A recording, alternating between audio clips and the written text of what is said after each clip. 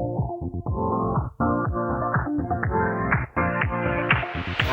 your life within the moment, and don't go wait until the morning.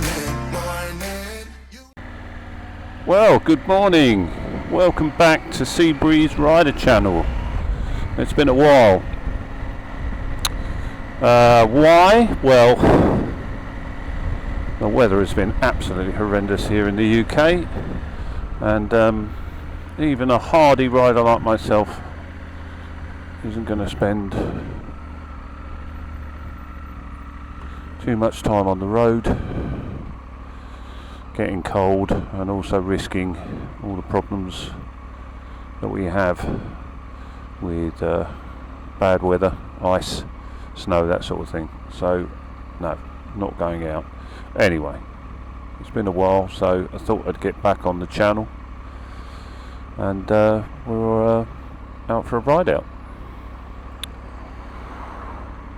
As you can see, a bit of road works going on, so not great.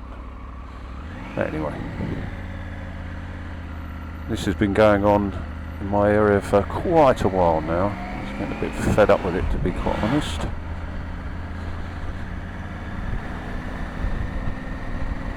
Not sure what they're doing, making big holes in the ground as usual, but like I say, it's been going on for some time, so yeah, fed up with that one. So what am I doing today? Well, I'm on my own, and I'm popping out to Finchingfield, which is quite a nice ride. A couple of reasons for that.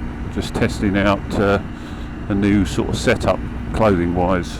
I've got an Elisabethan sort of enduro jacket on, but underneath I've got Nox body armour, which I bought for our impending journey or trip to Portugal.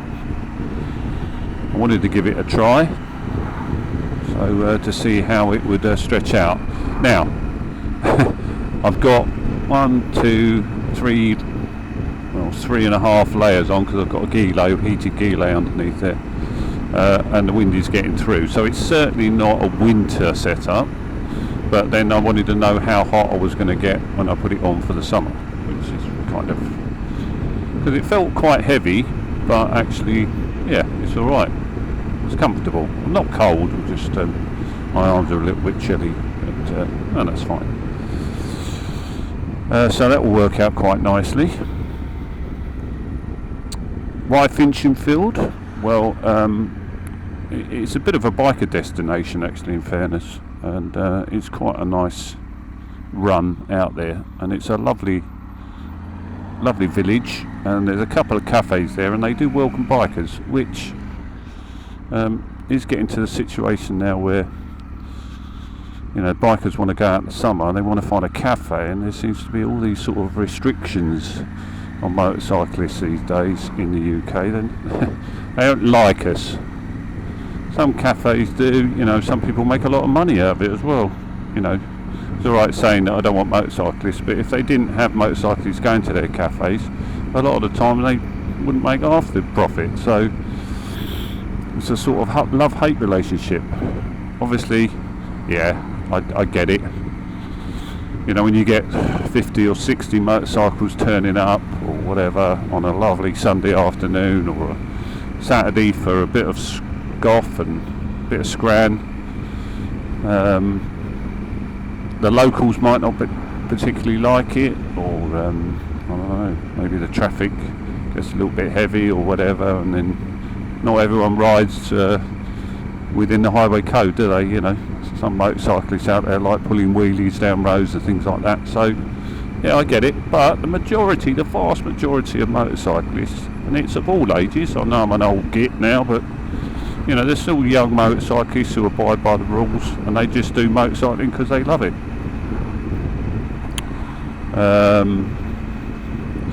Like getting out on the freedom of two wheels, really. It's one of those things. So we all do it for different reasons. So I think the sort of anti-motorcyclist regime that goes on in the UK sometimes is a little bit negative and a little bit uncaring, and I think they need to chill out a little bit about it.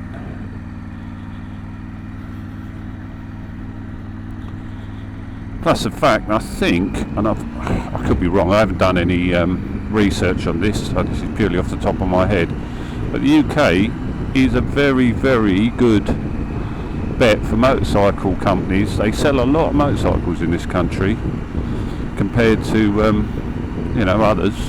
Right, I'm not saying a little millions that get sold in Vietnam and things like that once in a while, but with big capacity bikes, a lot get sold in this country. It's a lot of money to be spent on motorcycling. So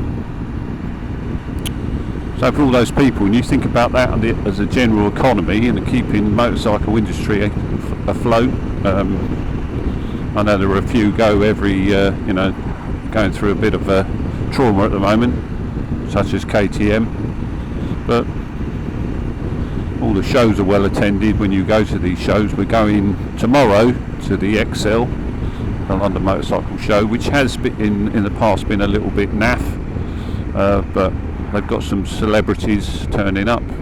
Charlie Boorman's going to be there tomorrow, Henry Cole, and a few GP riders, and people that are on tour, probably YouTubers as well. There's a lot of following with the YouTube content makers that go around the world doing their travels, like Itchy Boots and there she rides and all the rest of it. There she goes, I should say. So it's all part and parcel of displaying the whole concept of motorcycling, isn't it, in the UK and elsewhere. So we're looking forward to that ride tomorrow. Sun's going to be out, it's supposed to be out today, but as you can see, it ain't happening.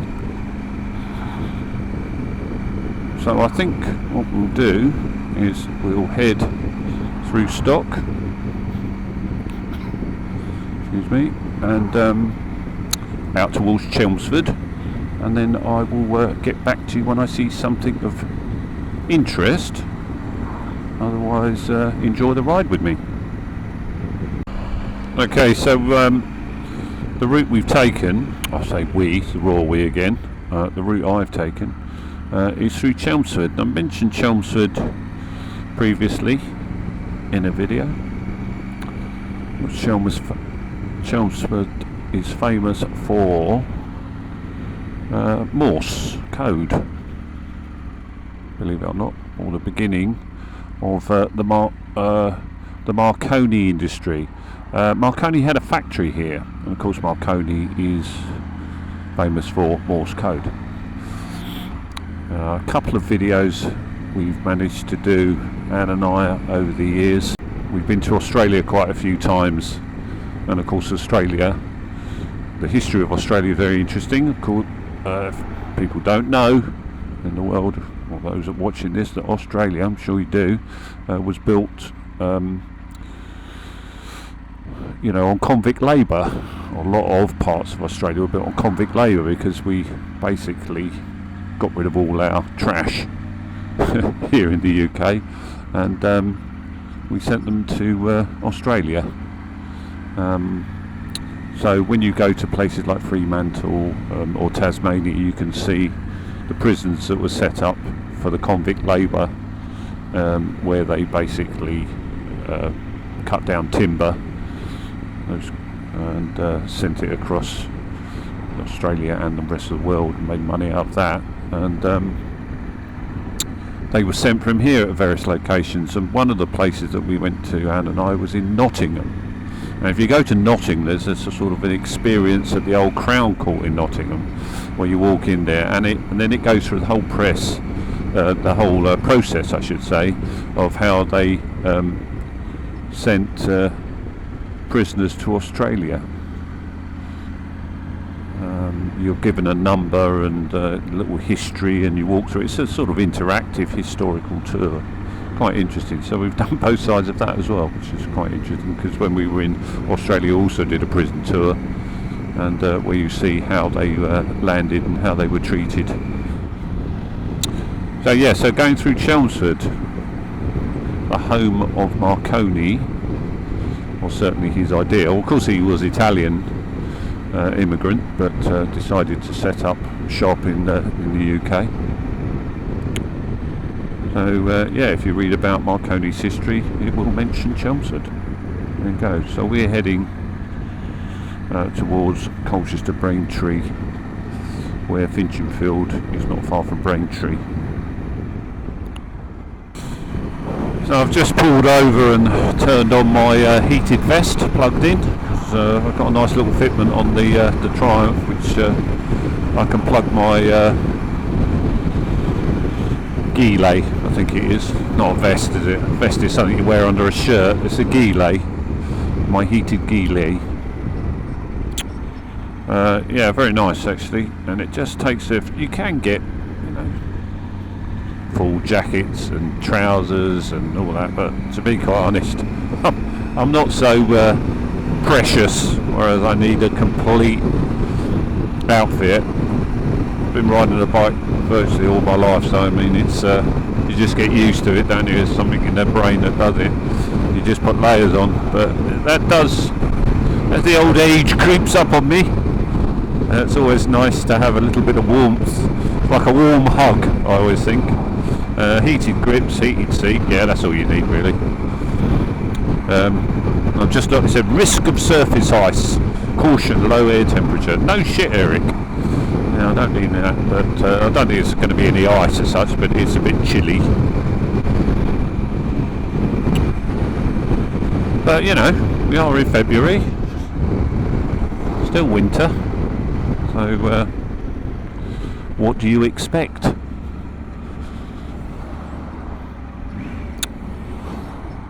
But the hardy British biker will always be out, come rain or shine, as they say. Otherwise you'd never get on the flaming thing at all, would you?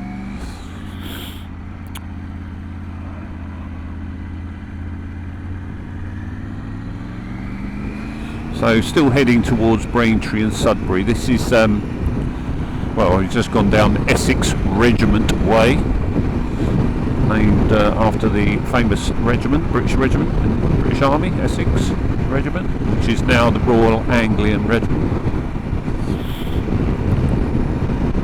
My father served in the Essex Regiment, so he wasn't an Essex born and bred, but he ended up in the Essex Regiment, so that's my connection.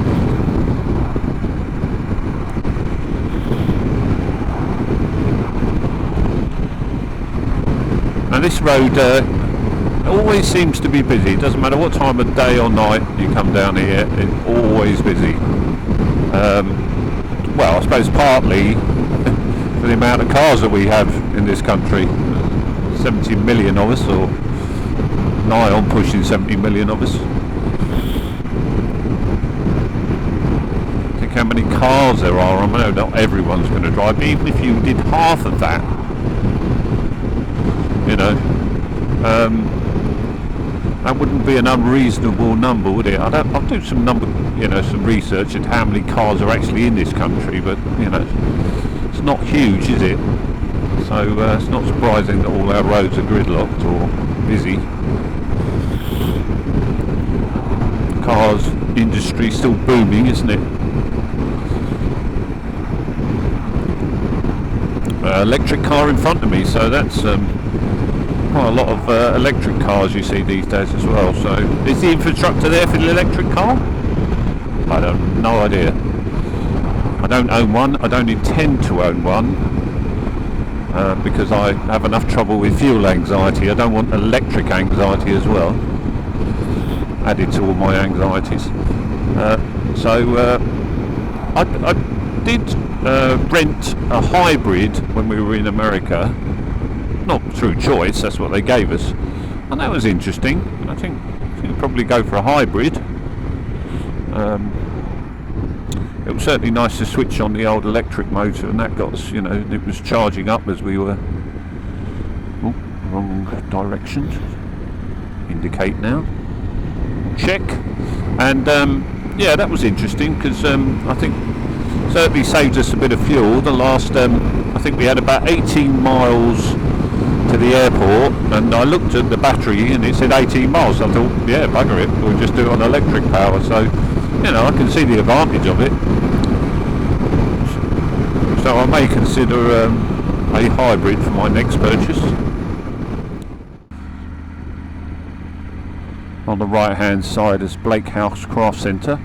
Again, another place that very pro motorcycle. During the summer they do a Thursday night meet there. Very nice little cafe, scotch tea rooms.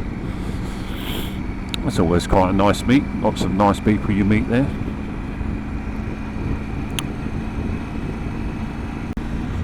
We've got about 5.5 miles to go. I've just gone through Great Sailing.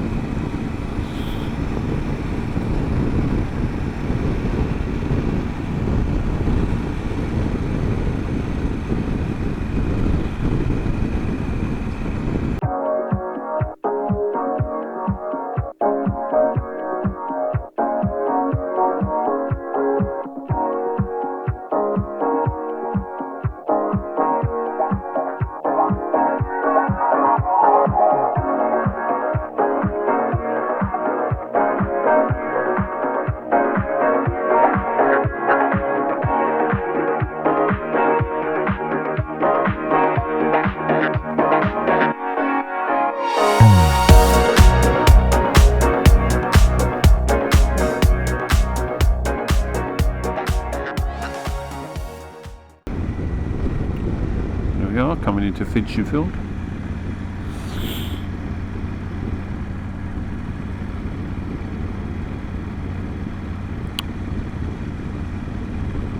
It's probably not cheap to live here, I would imagine. And those that have lived here been here for quite some time. There you can see the church I was speaking about over on the right hand side. It's got like a Norman castle sort of tower, that sort of thing. Probably is Norman.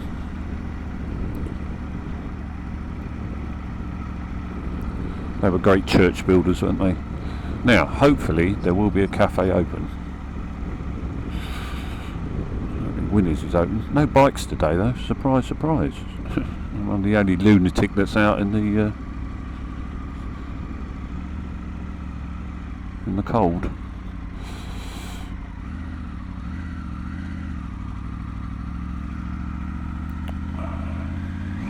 See if I can find something to park. A bit busy today. Okay, so here we are in Finchingfield after that ride. There is, as you can see, a slight variation in the footage. I'm wearing different clothing for starters, and that's because on the first part of the video you'll see the ride to Finchingfield, and unfortunately when I got here, which is a couple of days ago, I had a bit of a malfunction with my new Elisabethan jacket, and ended up being trapped in it because the zip caught sort of about here. I couldn't do much about it apart from break the zip, which is not great on a brand new jacket which cost me £79 or something like that. So obviously that went back. Well, I emailed it, the company I got it from, and they've sent it back to Essex UK to see what can be done. So I was a bit disappointed on the day, so I thought, well, I won't video it because I'm in this bit of a predicament. So I got on the bike and rode home. So this is the second go at coming to Finchingfield, but actually you can see the day is lovely. So here we are. I'll also have a look behind. You can't see it, but on the hill is St John the Baptist Church, and hopefully I can get the drone up and have a look on the top of that, so you'll get a bird's eye view of Finchingfield itself. So this is Finchingfield. It's got a windmill. Again, I'll show you on the video where that is. And it's a lovely place. It's a great ride out for bikers in the area. So if you're coming to sort of Essex Suffolk border, make your way for Finchingfield. It's a nice little cafe, a little antique shop, Fox on the Green pub, a little duck pond, and very quaint. I did do some research on Finchingfield, so it was certainly mentioned in the Domesday Book, or Domesday Book of 1086, and it was known as Finchingfield, which I suppose is an Anglo-Saxon way of pronouncing Finchingfield. Population's about 1,400, so not huge. A lot of thatched cottages, that sort of thing, and very nice, but I would imagine quite expensive to live here. I did look up people of note, and first Earl of Arundel was born here, and for those that know anything about TV chefs, Jamie Oliver comes from Finchingfield, so there you go. So St John the Baptist Church we'll have a look at later, and that's a 15th century church as well, so the tower itself is about 12th century, so really, really nice. So we'll have a look at that, but yeah. After this, we're going to ride back, and that'll be it. So come with me and have a look at St John the Baptist Church, and also the rest of Finchingfield.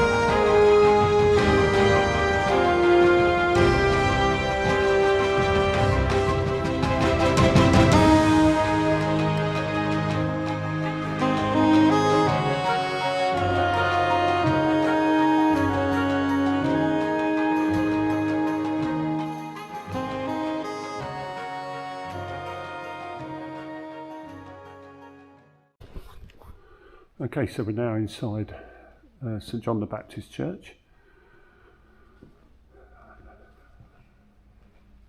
A small church, but very pretty inside.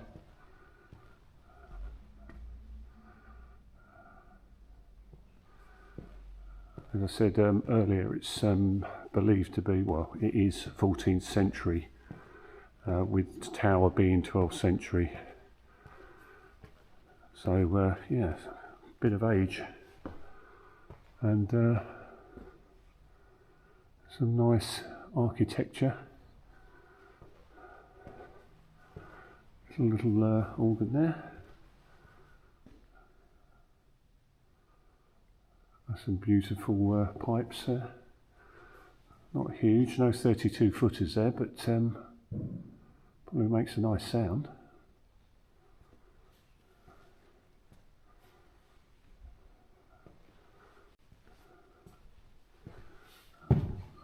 The rest of the pipes there, very, very pretty. Don't often see that in a sort of parish church. Very nice organ pipes.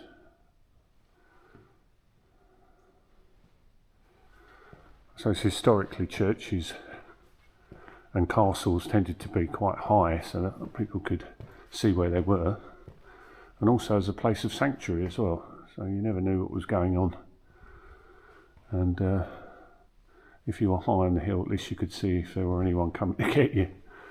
I suppose that's the reason for it. Yeah, and it's always nice to see a church open as well, because in this day and age it doesn't often happen. Okay, that's it. So we're going to head back to the bike now, and fortunately the sun's still out, so it'll be a nice ride back through the countryside of Essex, heading back home. So just a little quick update and a little quick video just to keep the channel rolling on. So if you've liked today's video, give me a thumbs up. And if you haven't subscribed, please do. There will be more on the way. The weather's changing and it's becoming a little bit sunnier here in the UK and a little bit more pleasant. I mean, today it's a glorious day, really. It's 6.5 degrees centigrade, which, you know, not warm by any stretch of the imagination, but pleasant. So and the wind is not that bad. So plug the old heated vest on, heated hand grips, and you're good to go. As I said, this is a sort of video which I kept meaning to make earlier, but because the weather was stopping it. But at least we're back on track and looking forward to the summer. So I'll speak to you soon.